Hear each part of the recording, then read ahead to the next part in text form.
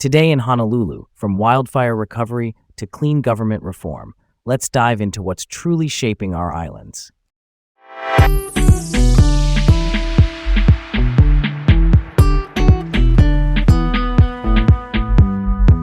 I'm Leah. And I'm Garrett. Welcome to Laid Back Local, the news of the day with Leah and Garrett in Honolulu. All right, let's set the stage for this one with the latest on Maui's ongoing fire recovery. A recent UHERO survey shows some improvement, but recovery from August's wildfires is still facing challenges.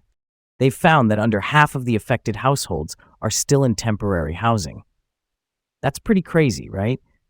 Even with progress, there are a bunch of economic hurdles. High rental rates and struggles in finding jobs are like huge barriers for a lot of folks. And then there's FEMA's requirement. After 18 months, survivors have to start paying rent. That adds like another layer of stress. Garrett, what's really alarming here is how rental rates are still 50 to 60% higher than before the fires. Can you believe that? It's like impossible for many families to catch a break, totally reflecting why tourism's way down and locals are barely keeping up with expenses. All right, let's roll on to our next story. Measles is making an unwelcome comeback, and it's time Hawaii pays close attention. So, here's where it gets really interesting. Measles cases are surging all across the U.S., and the Hawaii Health Department is urging residents to get vaccinated. There are 301 cases confirmed already in 2024 alone. Wow! Our state's at high risk since vaccination gaps exist. Governor Josh Green's asked everyone to protect vulnerable groups, especially kids. It's like one travel-related case away from turning into an outbreak. That's definitely something to chew on, huh? The CDC says 95% of the population needs to be vaccinated to stop measles from spreading. I mean, it hangs in the air for 2 whole hours after an infected person leaves. Let's move ahead to the struggles our veterans are facing with potential federal workforce cuts. The potential reduction of 80,000 employees might really hurt the VA's capability to provide services, especially given how large an area they cover from Hawaii to other Pacific territories. It's a vast region to serve. And then there's Teresa Parsons, who missed out on a VA job because of these cuts. Must be disappointing.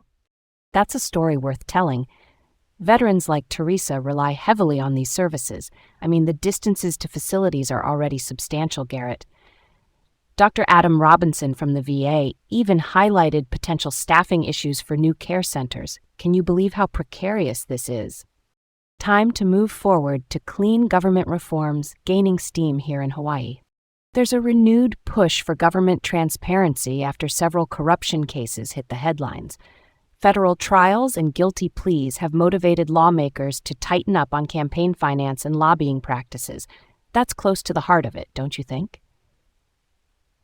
Representative David Tarnas is leading the legislative change. It's got everyone talking. Love a good rabbit hole. It's essential to rebuild trust with the public. I'm surprised by how much public pressure has built momentum for these reforms. What's coming up next? Mayor Blangiardi's State of the City address that everyone's been waiting for. Right? The focus seems to be on those wicked problems Oahu faces: affordable housing, homelessness, and public safety, plus new budget measures and updates on that massive rail system we have. Got any predictions, Garrett? All these anticipate innovative strategies. They could really elevate community livelihood, I hope. Honestly, I find the rail project's criticisms intriguing.